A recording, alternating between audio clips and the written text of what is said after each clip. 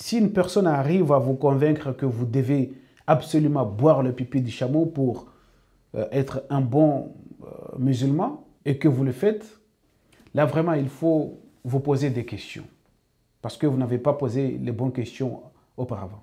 Si une personne arrive à vous convaincre qu'il faut tuer l'apostat, tuer celui qui ne pense pas comme toi, et que tu assimiles cette idée et que tu épouses cette idée, là il faut vraiment essayer de vous poser encore de nouveau des questions.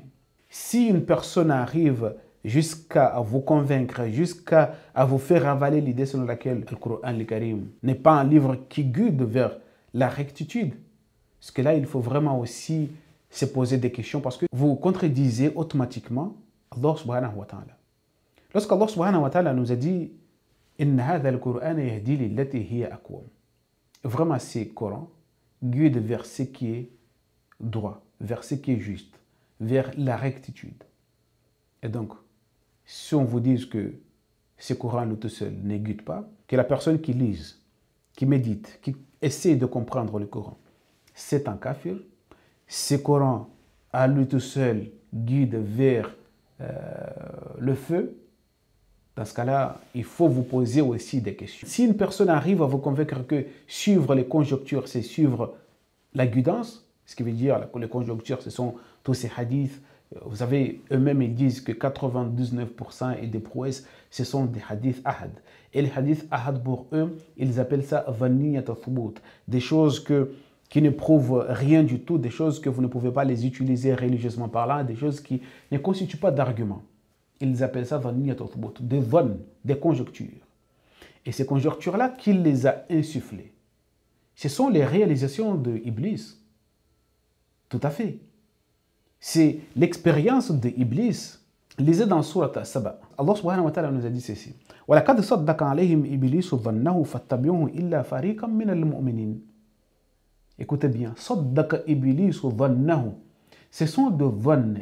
Tous ces vannes-là et les personnes, et ces personnes-là savent exactement, et eux-mêmes ils les répètent que ce sont de vannes. Et donc Iblis a rendu véridique ces vannes auprès de ces personnes et ils les ont suivis. Là, boire le pipi de chameau, c'est le prophète qui l'a fait, moi aussi je vais le faire. Tuer l'apostat, c'est le prophète qui, moi aussi je vais le faire. Toutes ces choses-là, Allah subhanahu wa ta'ala nous dit que ces choses-là, c'est le fruit même, la réalisation de Shaitan.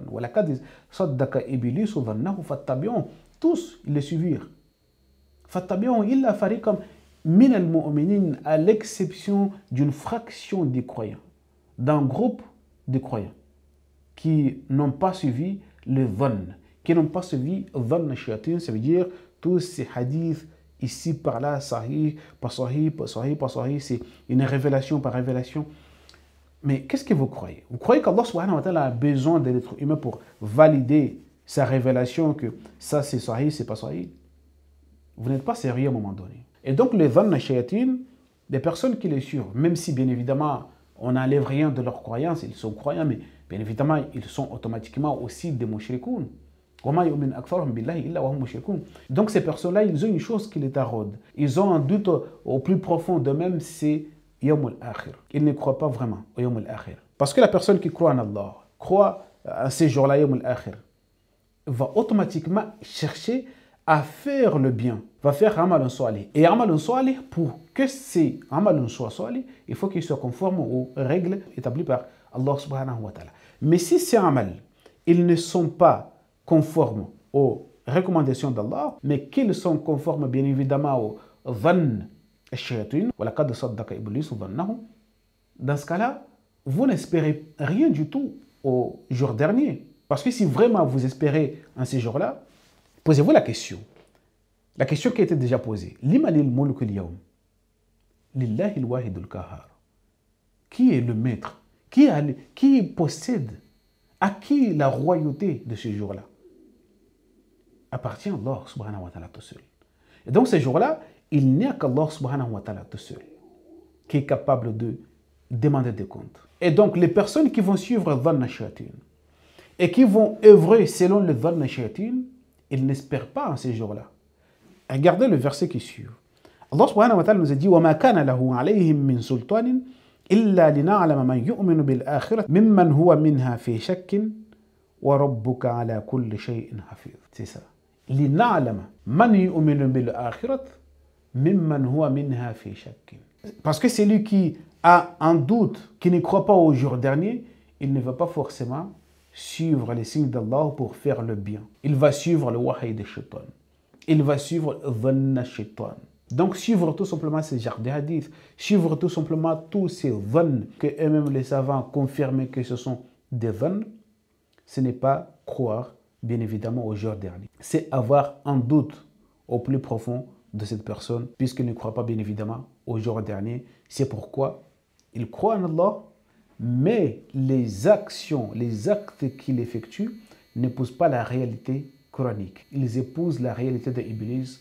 وَلَقَدْ صَدَّقَ إِبْلِيسَ ظَنَّهُ فَاتَّبِعُوهُ إِلَّا فَرِيقًا مِنَ الْمُؤْمِنِينَ. Iblis, contre eux, avait certes vérifié sa conjecture, ils l'ont alors suivi, sauf un groupe parmi ceux qui mettent en œuvre le dépôt confus. Donc, ce n'est pas parce que tu es croyant que tu ne vas pas suivre Iblis. Bien évidemment, Iblis, ce qu'il veut, c'est aussi les croyants. Ceux qui croient bien évidemment, mais il veut juste le faire dévier sur une seule chose, ce sont les amal, les actes qu'ils vont réaliser, qu'il va essayer de les détourner pour ne pas espérer au jour dernier. Donc, si vous espérez au jour dernier, vous devez faire des actes conformes aux révélations d'Allah subhanahu wa ta'ala. Assalamu alaikum.